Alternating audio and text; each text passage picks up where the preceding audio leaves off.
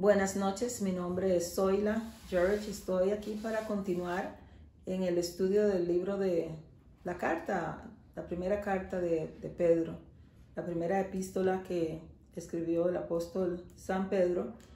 Y queremos retomar el hecho de que, bueno, es una epístola que venimos estudiando varios días.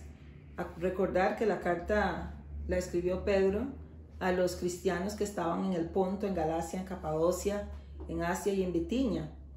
Y durante los mensajes que hemos visto en estos tiempos, hemos tenido temas como lo que es la esencia de la carta, de llamarle la atención a los cristianos. El objetivo de la epístola era explicar en detalle algunas de las enseñanzas del cristianismo a los creyentes recién convertidos. Quería el apóstol persuadirles a comportarse sensatamente, prepararles para sufrir. Y nosotros diríamos, prepararles para sufrir, es que en esta vida, el mismo Señor Jesús lo dijo, en el mundo tendréis aflicción. Y muchas veces no queremos sentir las aflicciones del mundo, pero debemos estar preparados también nosotros como cristianos de saber que las aflicciones vienen a la vida. Entonces estos aparentemente son los principales objetivos del apóstol. Y se nota porque en cada capítulo él dice algo al respecto de estos temas. Nosotros podemos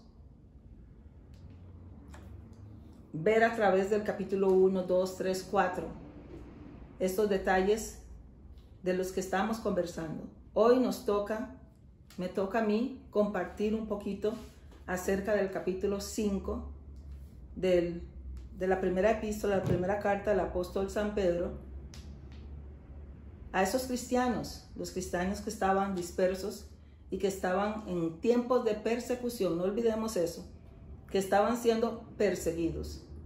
Ahora, esta parte de la carta del apóstol Pedro va directamente dirigida a los líderes, a los ancianos, a los maestros, aquellos que estaban a cargo de la congregación. Y Pedro les escribe dando detalles de ciertas cosas. Cuando veo la carta el capítulo 5 de la carta del apóstol Pedro, que voy a leer para ustedes en la versión de Dios habla hoy. En primera de Pedro, el capítulo 5, los versículos del 1 al 14, nos dice así la palabra de Dios. Quiero aconsejar ahora a los ancianos de las congregaciones de ustedes. Yo, que soy anciano como ellos y testigo de los sufrimientos de Cristo, y que también voy a tener parte en la gloria que ha de manifestarse, cuiden de las ovejas de Dios que han sido puestas a su cargo. Háganlo de buena voluntad, como Dios quiere y no forzadamente, ni por ambición, ni dinero, sino de buena gana. Compórtense no como si ustedes fueran los dueños de los que están a su cuidado, sino procurando ser un ejemplo para ellos. Así cuando aparezca el pastor principal, ustedes recibirán la corona de la gloria, una corona que jamás se marchitará. De la misma manera, ustedes los jóvenes, sométanse a la autoridad de los ancianos. Todos deben someterse unos a otros con humildad, porque Dios se opone a los orgullosos, pero ayuda con su bondad a los humildes. Humíllense, pues, bajo la poderosa mano de Dios, para que Él los enaltezca a su debido tiempo. Dejen todas sus preocupaciones a Dios, porque Él se interesa por ustedes. Sean prudentes y manténganse despiertos, porque su enemigo el diablo, como león rugiente, anda buscando a quien devorar. Resístanle, firmes en la fe, sabiendo que en todas partes del mundo los hermanos de ustedes están sufriendo las mismas cosas. Pero después que ustedes hayan sufrido por un poco de tiempo, Dios los hará perfectos, firmes, fuertes y seguros. Es el mismo Dios que en su gran amor nos ha llamado a tener parte en su gloria eterna en unión con Jesucristo. A Él sea el poder para siempre. Amén. Esos son los primeros 11 versículos, porque luego sigue la despedida. Y vamos a ir viendo un poquito lo que son estos primeros 11 versículos.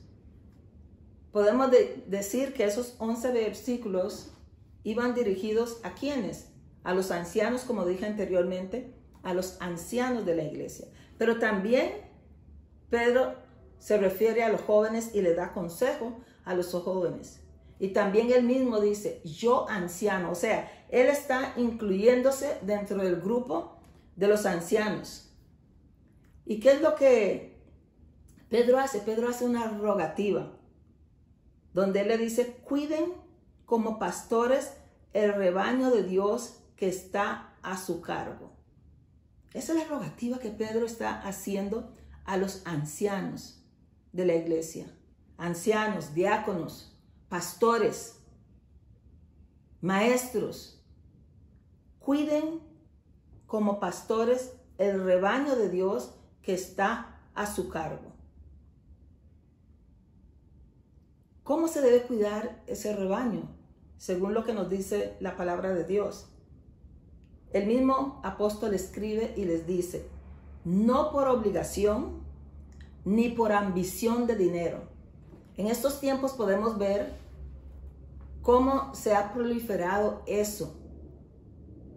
Estar a cargo de una congregación, pero hacerlo por dinero, para ver las ganancias. Pero el apóstol escribe desde esos tiempos, no por obligación ni por ambición de dinero. Entonces, ¿cómo se debe hacer? Él mismo responde, sino con afán de servir como Dios quiere. Podemos ver aquí el consejo general, y en este caso no sería únicamente para los pastores, los diáconos, los maestros, sino para todos los hijos de Dios. Debemos servir simplemente por el afán de servir, que es lo que Dios quiere. Jesús mismo dijo, no he venido a ser servido, sino que yo vengo a servir. Es una enseñanza que el mismo Dios nos dio. Sirvan. Aprendan de mí, que yo dije, sirvo. Yo sirvo. Aprendan de mí. Yo vengo a servir. Sirvan ustedes. Y no lo hagan. No lo hagan para enriquecerse. No lo hagan por la fama. No lo hagan por un estatus. Háganlo por el afán de servir. Y sigue el apóstol diciendo, tengan un trato para con aquellos que están a su cuidado. ¿Un trato cómo? Un trato amable.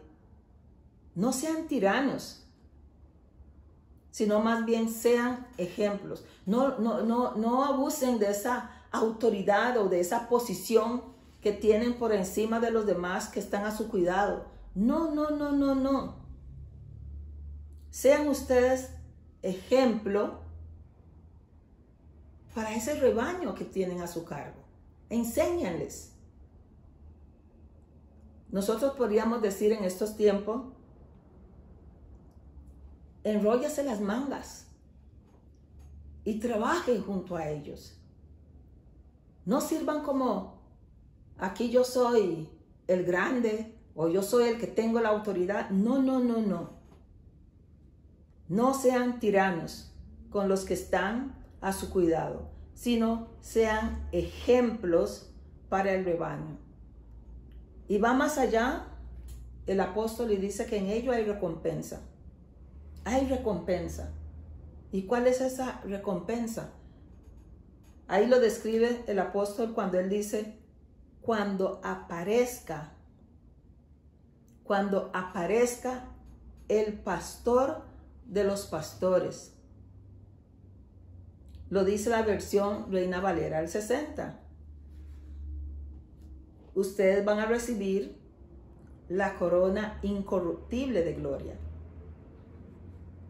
La Reina Valera del 95 nos dice, cuando aparezca el príncipe de los pastores. Y sigue con la misma línea, van a recibir la corona incorruptible de gloria. Pero la versión Dios habla hoy también nos dice, el pastor principal. Y nos dice, no solo van a recibir la corona de gloria, sino que es una corona que jamás se marchitará. La nueva versión internacional nos dice, cuando aparezca el pastor supremo, ustedes van a recibir esa inmarcesible corona de gloria. Y aunque nosotros no debemos servir, o no se debe servir por el afán, por la ambición del dinero, ni servir por obligación, hay recompensa. Hay recompensa. Y esa recompensa no viene de hombres. Esa recompensa viene del mismo Dios. Del mismo Dios. El pastor de los pastores. El príncipe de los pastores. El pastor principal. El pastor supremo. Y ese es nuestro Señor Jesucristo.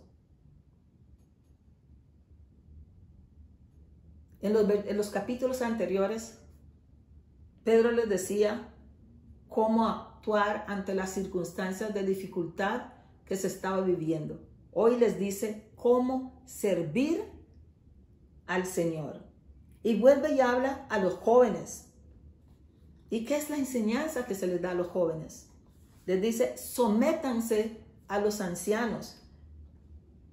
Y es muy importante esta recomendación del apóstol, porque muchas veces, por la misma fuerza que tienen los jóvenes, por su mismo ímpetu, es difícil que se sometan a los ancianos.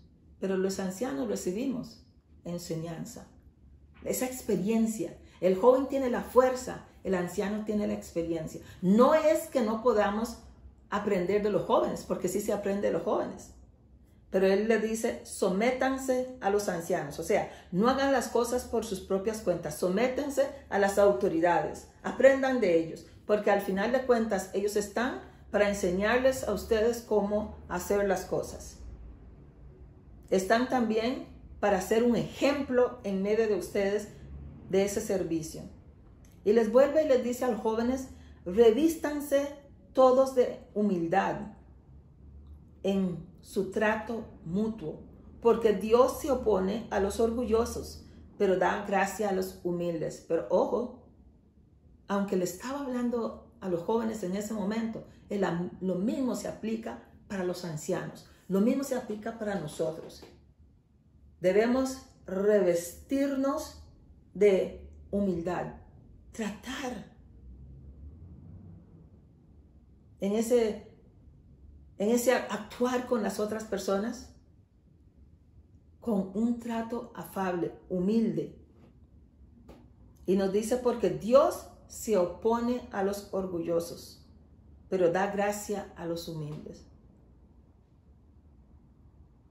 Debemos aprender que en el trabajo, en el servicio del Señor, el orgullo no vale. El orgullo no vale. Debemos actuar con humildad. ¿Y cuán mayor ejemplo de humildad podemos tener sino el mismo Señor Jesús junto con sus discípulos? Él es el maestro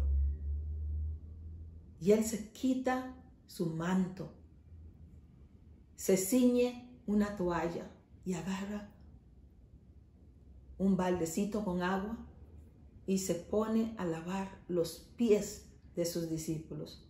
¿Cuán mayor ejemplo de humildad?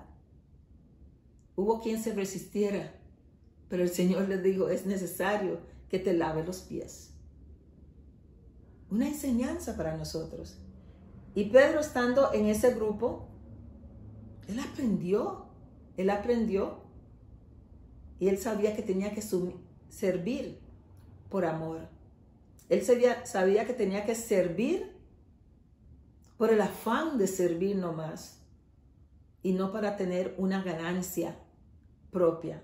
Él sabía que el maestro les había dado una enseñanza y él aprendió esa enseñanza.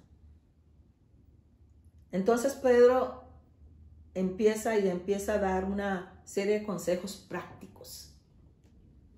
En el versículo 6 del capítulo 5 del primer libro de Pedro leemos: humíllense pues bajo la poderosa mano de Dios, para que Él los enaltezca a su debido tiempo, para que Él te exalte.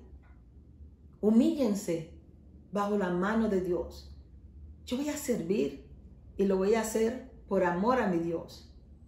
Yo voy a servir sabiendo que a quien sirvo es a mi Dios. Y voy a revestirme de humildad para poder dar un servicio que a Él le agrade.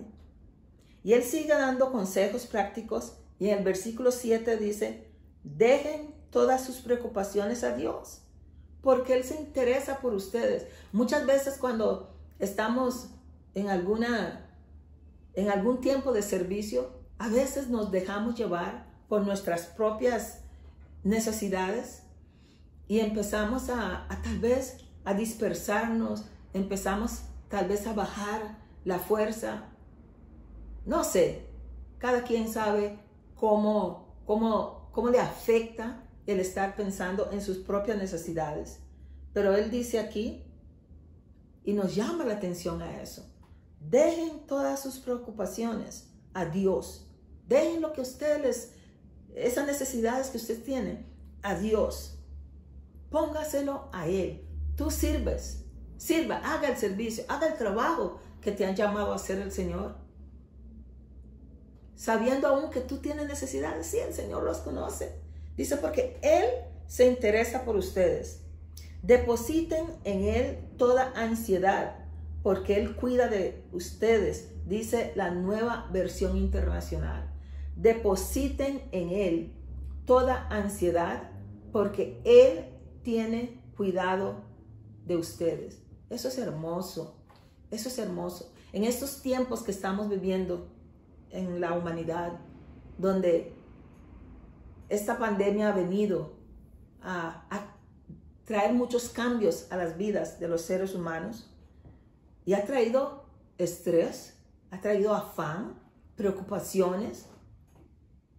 Nosotros tenemos esperanza y esa esperanza está en Cristo. Y nuestra esperanza en Cristo nos hace poder abrazar lo que nos enseña su palabra y poder entregarle a Él todas nuestras preocupaciones, toda nuestra carga, toda nuestra ansiedad y saber que Él tiene cuidado de nosotros. Él se interesa por nosotros.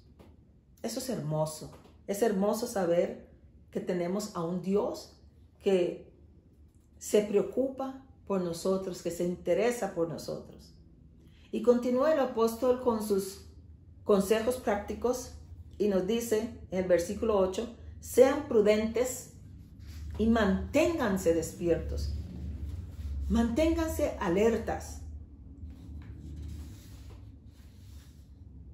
Practiquen el dominio propio y manténganse alerta, nos dice ese versículo.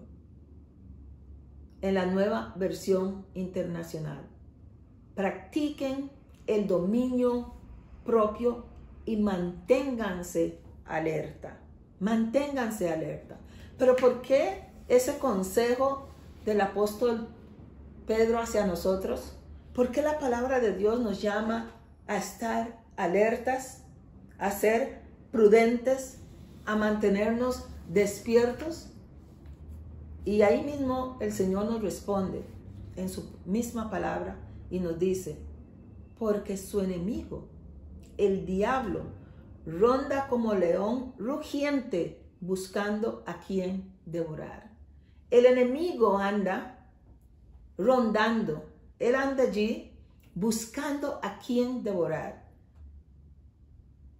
En nuestra nación, aquí en nuestro país, Costa Rica, no sé si en otros lugares usarán el mismo adagio, pero hay un adagio, un refrán que dice: camarón que se duerme, se lo lleva la corriente. Es un tiempo de estar alertas, de estar despiertos, de estar apercibidos, sabiendo que sí, estamos en ataque, sabiendo que sí, hay aflicciones, sabiendo que sí, tenemos una pandemia por delante, pero no tampoco tenemos que estar preocupados, angustiados. No, no, no, no. Dios tiene cuidado de nosotros. Nosotros simplemente tenemos que estar alertas y practicar, dice, el dominio propio, el autocontrol. Cuán importante para nosotros es tener ese dominio propio, ese control. Y luego sigue el apóstol diciendo: resístanle firmes en la fe. Resístanle firmes en la fe. Así nos dice el versículo número 9. La Nueva Versión Internacional lo dice de esta manera: resístanlo, manteniéndose firmes en la fe. Y esta parte del llamado del apóstol Pedro, de los consejos prácticos que él da, él apunta ese: resistan firmes en la fe. Manténganse firmes en la fe. ¿Y por qué lo dice? Muchas veces, cuando estamos en alguna situación, nos desvanecemos y decimos: solo a mí me pasa. Esto solo ocurre aquí, en esta casa.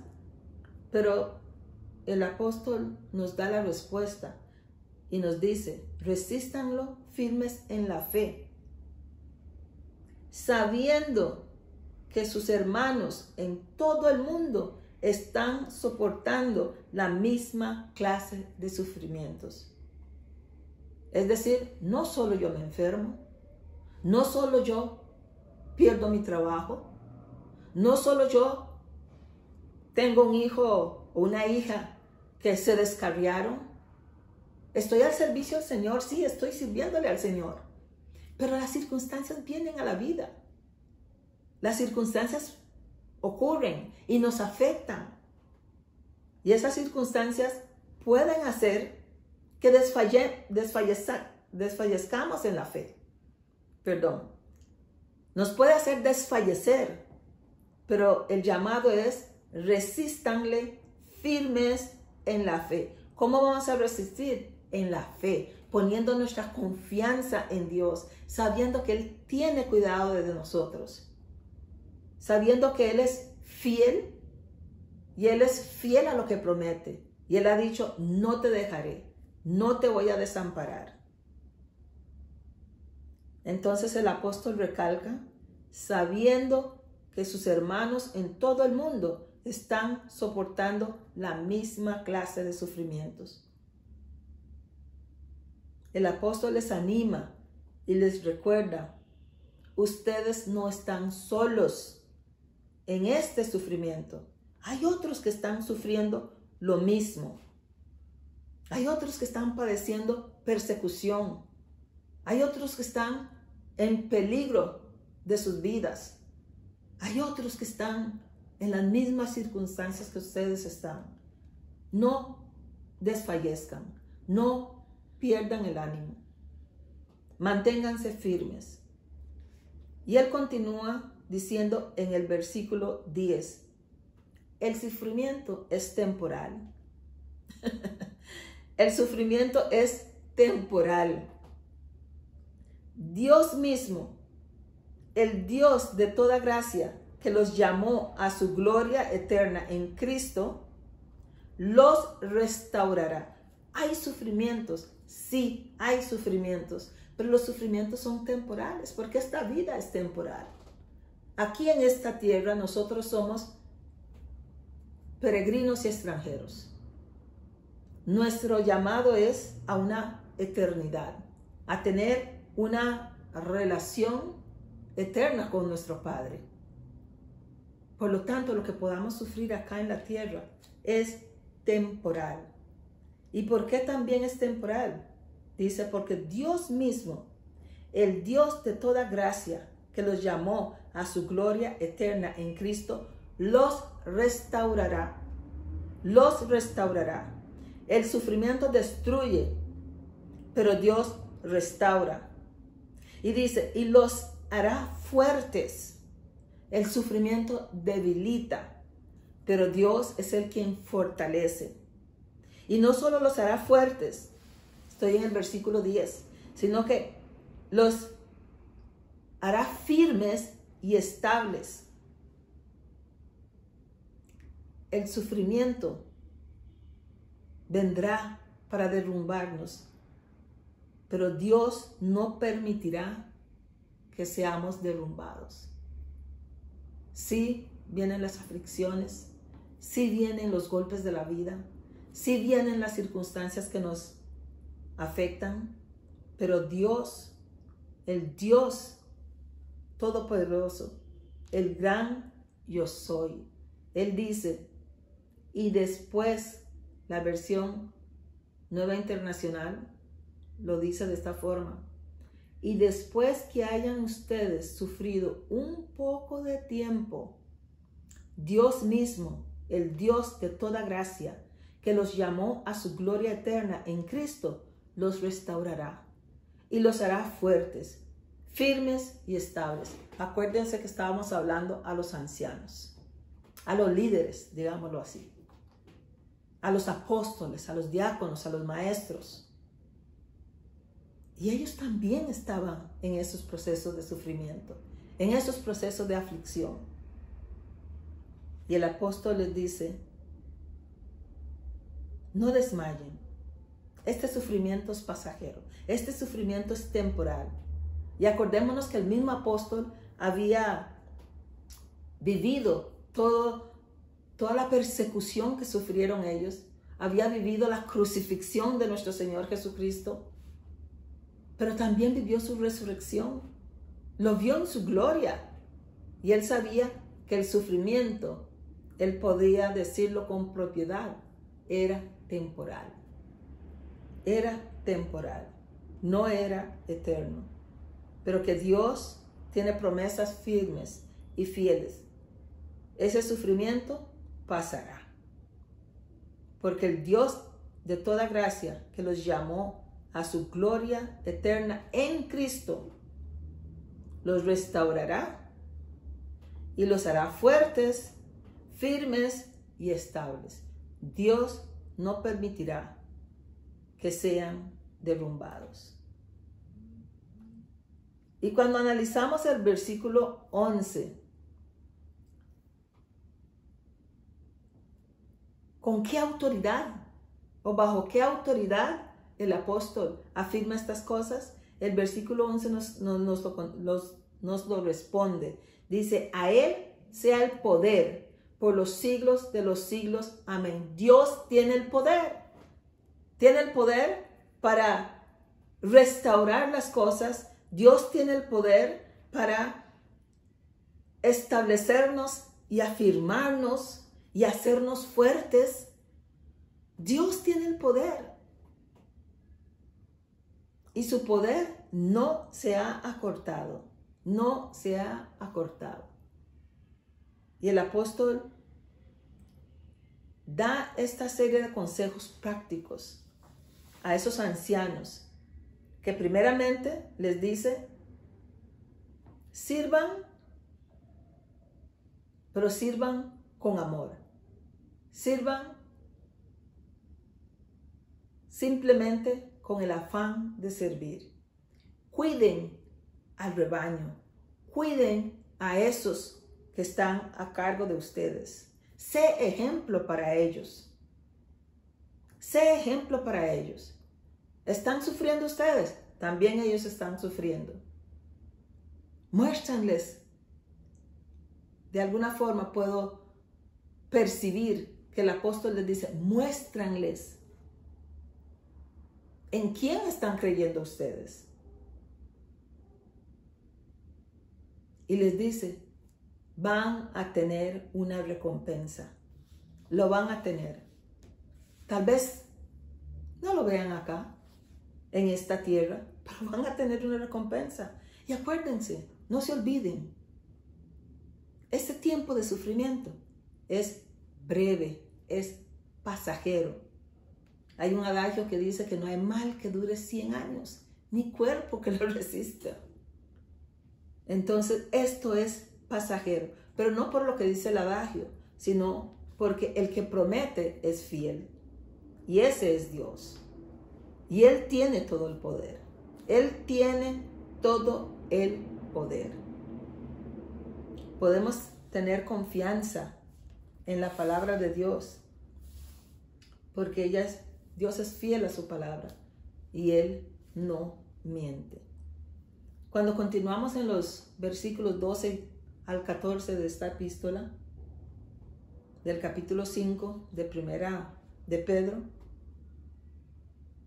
Él nos dice de esta forma la palabra de Dios.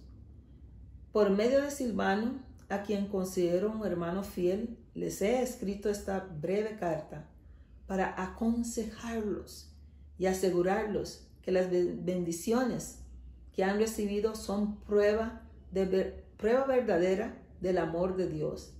Permanezcan fieles a ese amor. Y Él les dice, la iglesia que está en Babilonia, la cual Dios ha escogido, lo mismo que ustedes, les manda saludos. Y también mi hijo Marcos. Salúdense unos a otros con beso de amor fraternal. Tengan paz todos ustedes, los que pertenecen a Cristo. Cuán hermoso, cuán hermoso. Y si lo leemos en la Nueva Versión Internacional, nos dice así. La Nueva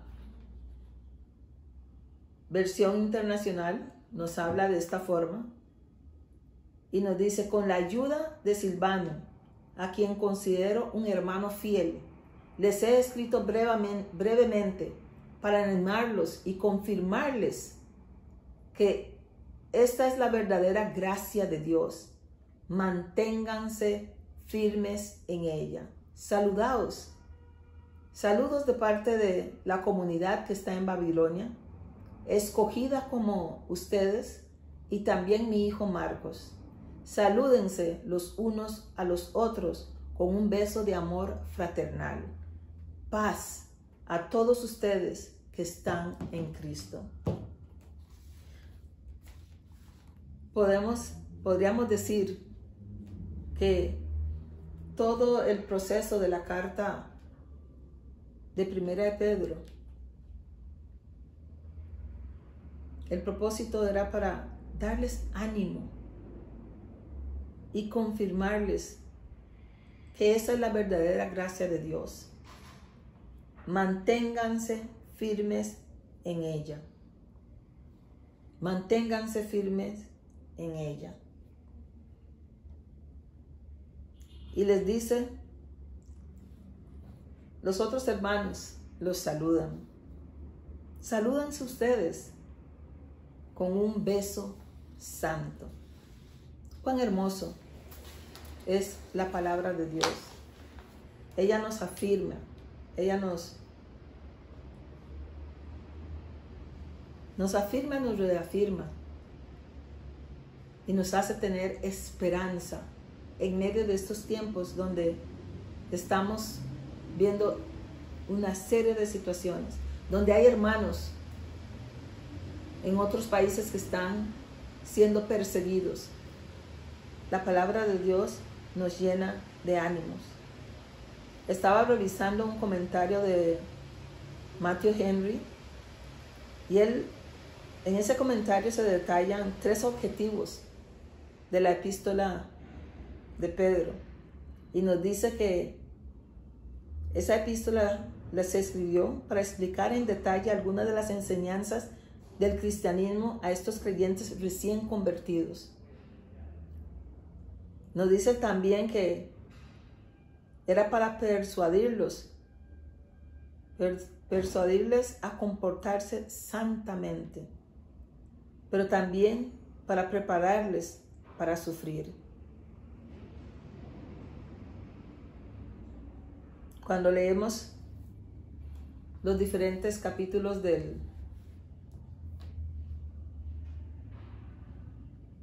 la epístola de Pedro, vemos que ahí hay gracia